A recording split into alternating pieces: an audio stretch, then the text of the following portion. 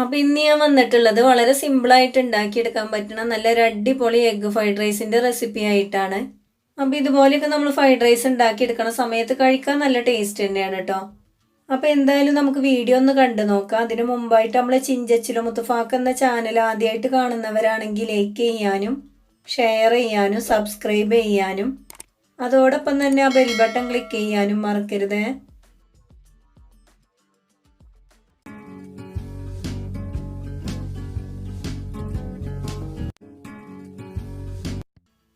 Fried rice ഉണ്ടാക്കിയെടുക്കാനായിട്ട് ഞാനിവിടെ 1 kilo sella basmati റൈസാണ് എടുത്തിട്ടുള്ളത്.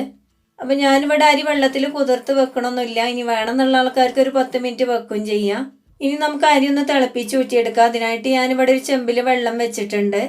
വെള്ളം നന്നായിട്ട് ചൂടായി വരുന്ന സമയത്ത് കുറച്ച് ഏലക്കയും പട്ടയും ഗ്രാമ്പും 2 ബേ ലീഫും ചേർത്ത് കൊടുത്തിട്ടുണ്ട്. ഇനി വെള്ളത്തിക്ക് ആവശ്യത്തിനുള്ള ഉപ്പ് ചേർത്ത് കൊടുക്കുക. അപ്പോൾ ഞാനിവിടെ 2 ടേബിൾ സ്പൂണോളം ഉപ്പ് ചേർത്തിട്ടുണ്ട്. അപ്പോൾ ഉപ്പിൻ്റെ അളവൊക്കെ ഓരോരുത്തരുടെ ടേസ്റ്റിനനുസരിച്ച് കൂട്ടുകയോ കുറയ്ക്കുകയൊക്കെ ചെയ്യാം. ഇനി ഇതിലേക്ക് 1 ടീസ്പൂണോളം ഓയിൽ ഒഴിച്ചു കൊടുക്കുക. അതുപോലെ തന്നെ ഒരു നാരങ്ങൻ്റെ നീരും ചേർത്ത് കൊടുക്കുന്നുണ്ട്. എന്നിട്ട് നന്നായിട്ട് ഇതുപോലെ ഒന്ന് ഇളക്കിയെടുക്കുക. അപ്പോൾ നമ്മൾ വെള്ളമൊക്കെ നന്നായിട്ടൊന്ന് തിളച്ച് വന്നിട്ടുണ്ട്. ഇനി ഇതിലേക്ക് കഴുകി വെച്ച അരി ചേർത്ത് കൊടുക്കുക. അരി ചേർത്തതിന് ശേഷം നന്നായിട്ട് ഇതുപോലെ ഒന്ന് ഇളക്കിയെടുക്കണം കേട്ടോ. എന്നിട്ട് ഹൈ ഫ്ലെയിമിൽ വെച്ചിട്ട് വേണം വേവിച്ചെടുക്കാൻ. ഏകദേശം നമ്മൾ അരിയൊക്കെ ഒരു പാകത്തിന് വെന്ത് കിട്ടിയിട്ടുണ്ട്. അപ്പോൾ ഇതേ ഒരു വേവിലായി കഴിഞ്ഞാൽ നമുക്ക് ഊറ്റിയെടുക്കാം. ഒരിക്കലും നമ്മൾ ഫ്രൈഡ് റൈസിന് അരി ഊറ്റിയെടുക്കുന്ന സമയത്ത് കൂടുതലായിട്ട് വേവിച്ചെടുക്കരുത് കേട്ടോ. ഇതേ ഒരു വേവിൽ തന്നെ ഊറ്റിയെടുക്കാൻ നോക്കുക. അപ്പോൾ ഞാനിതുപോലെ ഒരു അരിപ്പയിലാണ് ഊറ്റിയെടുത്തിട്ടുള്ളത്. ഇനി വെള്ളമൊക്കെ വാർന്നതിന് ശേഷം ഒന്ന് നിരത്തി വെക്കണം കേട്ടോ. ഒന്ന് ചൂടാറി കിട്ടാൻ വേണ്ടിയിട്ടാണ്. ചോറ് നന്നായിട്ടൊന്ന് ചൂടാറി വരുന്ന സമയം കൊണ്ട് നമുക്ക് ഇതിലേക്ക് വേണ്ട മുട്ട ഒന്ന് ചിക്കിയെടുക്കാം. അതിനായിട്ട് ഞാനിവിടെ ഒരു പാൻ അടുപ്പിൽ വെച്ചിട്ടുണ്ട്. ഇതിലേക്ക് ഒരു 1.5 ടേബിൾ സ്പൂണോളം ഓയിൽ ഒഴിച്ചു കൊടുക്കുക. ഓയിൽ നന്നായിട്ട് ചൂടായി വരുന്ന സമയത്ത് ഒരു 4 മുട്ട ചേർത്ത് കൊടുക്കുക. ഇനി ഇതിലേക്ക് ഒരു 1/4 ടീസ്പൂൺ ഉപ്പ് ചേർത്ത് കൊടുക്കുക. അതുപോലെ തന്നെ ഒരു 1/4 ടീസ്പൂണോളം കുരുമുളക് പൊടിയും കൂടെ ചേർത്ത് കൊടുക്കുന്നുണ്ട്. ഇനി നന്നായിട്ട് തന്നെ ഒന്ന് ചിക്കിയെടുക്കുക. ഇനിയിപ്പോൾ കൂടുതലായിട്ട് മുട്ട വേണമെന്നുണ്ടെങ്കിൽ ഒരു 6-7 മുട്ട വരെയൊക്കെ ചേർത്ത് കൊടുക്കുക കേട്ടോ.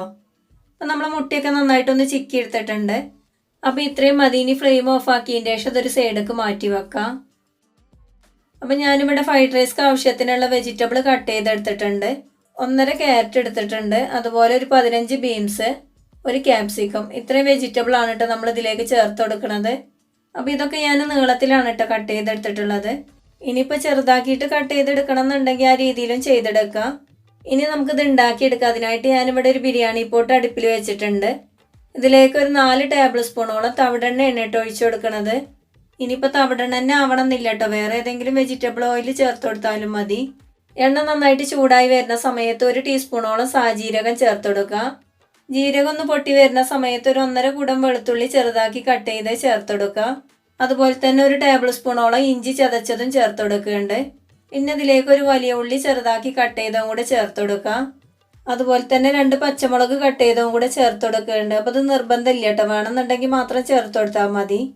ഇനി ഇതെല്ലാം കൂടെ ഒരു മീഡിയം ഫ്ലെയിമിലിട്ട് കണ്ട് നന്നായിട്ട് തന്നെ ഒന്ന് വറുത്തെടുക്കാം. ഏകദേശം നമ്മൾ ഉള്ളികളൊക്കെ ചെറുതായിട്ടൊന്ന് വറുവായി കിട്ടിയിട്ടുണ്ട്. അപ്പോൾ ഈ സമയത്ത് നമ്മൾ നേരത്തെ കട്ട് ചെയ്ത് വെച്ച ക്യാരറ്റും ബീൻസും ചേർത്ത് കൊടുക്കുക. എന്നിട്ട് ചെറുതായിട്ടൊന്ന് വേവിച്ചെടുക്കുക. കൂടുതലായിട്ട് വെന്ത് പോവരുത് കേട്ടോ. ഏകദേശം നമ്മൾ വെജിറ്റബിളൊക്കെ ചെറുതായിട്ടൊന്ന് വെന്ത് കിട്ടിയിട്ടുണ്ട്. അപ്പോൾ ഈ സമയത്ത് ഇതിലേക്ക് ആവശ്യത്തിനുള്ള ഉപ്പ് ചേർത്ത് കൊടുക്കുക. അപ്പോൾ ഞാനിവിടെ ഒരു 1/4 ടീസ്പൂൺ ഉപ്പ് ചേർത്തിട്ടുണ്ട്. അതുപോലെ തന്നെ 1 ടീസ്പൂണോളം കുരുമുളക് പൊടിയും കൂടെ ചേർത്ത് കൊടുക്കുന്നുണ്ട്. നമ്മൾ എരിവിനനുസരിച്ച് കുരുമുളക് പൊടിൻ്റെ അളവ് കൂട്ടുകയോ കുറയ്ക്കുകയൊക്കെ ചെയ്യാം. പിന്നെ ഇതിലേക്ക് 1 ടേബിൾ സ്പൂണോളം റെഡ് ചില്ലി സോസ് ചേർത്ത് കൊടുക്കുക. അതുപോലെ തന്നെ ഒരു 2 ടേബിൾ സ്പൂണോളം സോയാ സോസും കൂടെ ചേർത്ത് കൊടുക്കുന്നുണ്ട്. എന്നിട്ട് നന്നായിട്ട് തന്നെ ഒന്ന് മിക്സ് ചെയ്തെടുക്കുക.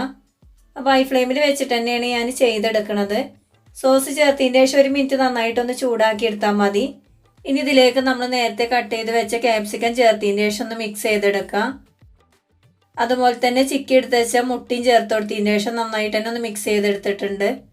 ഇനി ഇതിലേക്ക് നമ്മൾ നേരത്തെ വേവിച്ച് വെച്ച ചോറ് ചേർത്ത് കൊടുക്കുക. എന്നിട്ട് ഇതുപോലെ പതുക്കെ വേണം കേട്ടോ ഒന്ന് മിക്സ് ചെയ്തെടുക്കാൻ. അപ്പോൾ ഈ സമയത്ത് ഹൈ ഫ്ലെയിമിൽ വെച്ചിട്ട് വേണം ചെയ്തെടുക്കാൻ. എങ്കിലാണ് സോസും മസാലയൊക്കെ നമ്മൾ ചോറിൽ നന്നായിട്ടൊന്ന് മിക്സായി കിട്ടുള്ളൂ. അപ്പോൾ ഈ സമയത്ത് സ്പ്രിംഗ് ഒനിയൻ കയ്യിലുണ്ടെങ്കിൽ അതും കൂടെ ഒന്ന് ചേർത്ത് കൊടുക്കാം കേട്ടോ. അത് കണ്ടില്ല, നന്നായിട്ടൊന്ന് മിക്സാക്കി എടുത്തിട്ടുണ്ട്. അപ്പോൾ ഇതുപോലെ ആയി കഴിഞ്ഞാൽ നമുക്ക് ഫ്ലെയിം ഓഫ് ചെയ്യാം. നമ്മളിതുപോലെ ഫ്രൈഡ് റൈസ് ഉണ്ടാക്കി എടുക്കുന്ന സമയത്ത് വെറുതെ കഴിച്ചുകൊണ്ടിരിക്കാൻ തന്നെ നല്ല അടിപൊളി ടേസ്റ്റാണ് കേട്ടോ. ഇനിയിപ്പോൾ വേണമെന്നുണ്ടെങ്കിൽ ചിക്കൻ ഗ്രേവിൻ്റെ കൂടെ അല്ലെങ്കിൽ ചിക്കൻ ഫ്രൈൻ്റെ കൂടെയൊക്കെ കഴിക്കാം. അപ്പോൾ ഇതിൻ്റെ കൂടെ ഞാൻ ചിക്കൻ ഫ്രൈ ചെയ്തെടുത്തിട്ടുണ്ട്. അതിൻ്റെ ലിങ്ക് ഞാൻ താഴെ ഡിസ്ക്രിപ്ഷനിൽ കൊടുക്കാം കേട്ടോ. കാണാത്തവരുണ്ടെങ്കിൽ ഒന്ന് കണ്ടു നോക്കാം. അപ്പോൾ ഇത്രയേ ഉള്ളൂ കേട്ടോ. വളരെ സിമ്പിളായിട്ട് ഉണ്ടാക്കിയെടുക്കാൻ പറ്റണ നല്ല അടിപൊളി എഗ്ഗ് ഫ്രൈഡ് റൈസ് ഇവിടെ റെഡി ആയിട്ടുണ്ട്. അപ്പോൾ എന്തായാലും എല്ലാവരും ഇതുപോലെ ഒന്ന് ഉണ്ടാക്കിയെടുക്കുക. ഉണ്ടാക്കിയെടുക്കുന്ന സമയത്ത് നിങ്ങൾക്ക് ഈ റെസിപ്പി ഇഷ്ടപ്പെടുകയാണെന്നുണ്ടെങ്കിൽ നിങ്ങളുടെ അഭിപ്രായങ്ങളൊക്കെ ഒന്ന് കമൻസിലൂടെ അറിയിക്കാൻ മറക്കരുത്.